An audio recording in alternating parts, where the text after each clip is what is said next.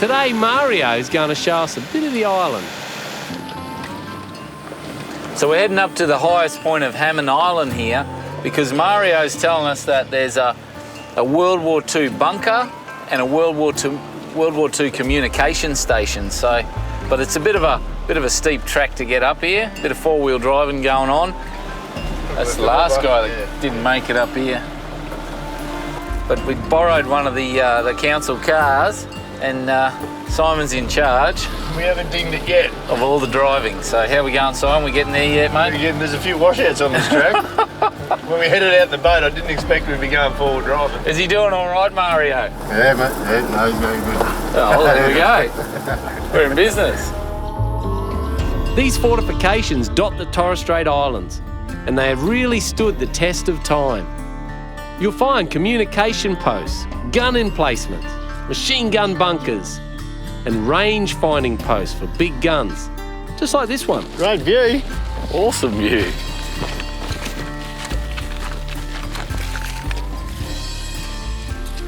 Look at that, looks like a ship, doesn't it? Yep, it looks like that's Hammond Rock, the shipping channel marker. Yeah, the tide's just smoking down there. No, speeds there can get up to 8 knots. Yeah, quite fast. Yeah, we should go down and have a look at that, I reckon, with the boat. Yep. And get a chance. Just don't run into it. Definitely don't run into it. Yep. So to the northwest we got Moa, and then Bardu. Yep. And then the furthest one is West Island to the west, and Booby, which is the entrance to the shipping channel. So this is another one of the signal stations. So from the top one just up there behind us, the signal would come down to this one, or vice versa. If the top one hadn't seen it, this one would. And then all the shooting and all the action happens apparently down over the edge of that cliff there in some other, they were the gun emplacements. So, and you'll see when we go down and have a look inside where they looked out. Look at this. Not like the other one. Yeah. Well, there it is. It's pretty much the same as the one up on top of the hill. And then, so they've got this 270, roughly about a 270 degree view. And they've got the two compass mounts sitting in each corner. And they'd mount the compass on each one of those. And of course, that's how they take that bearing. And then they'd send that message down via cable down to the bottom. And away they'd go. Shoot that big thing out there floating in the water. And up she'd go. They'd light off the cannon. But none of these guns were ever fired in anger. The enemy never got this far. They got over the skies and they've had numerous planes, bombs and stuff like that, but nothing from the sea. But they were put in place to protect us. I feel protected. Do you? Oh, you would have in World War II. Yeah. You'd be eating sushi now if they hadn't sorted that out, I'll tell you now. It would be. Eating sushi. You'd be eating sushi and German sausages. God knows what would happen.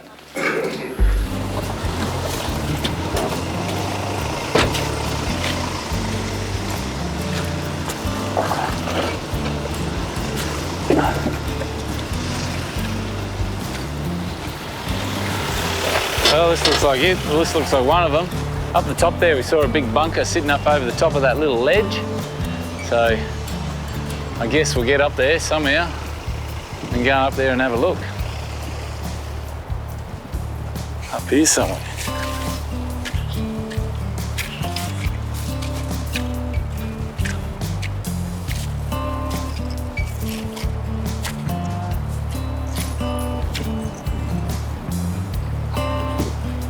That's it. Where'd they have the gun, you reckon? Up top or in here? I think they'd have it in here. Shoot out over there.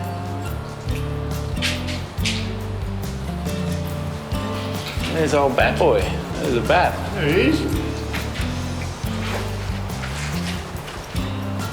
Oh, there we go. He's gone.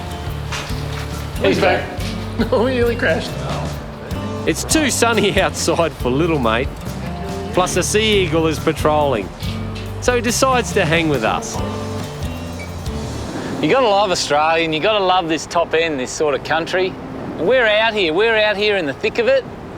And this area 70 years ago in World War II was just, it was alive. It was alive with Australian troops.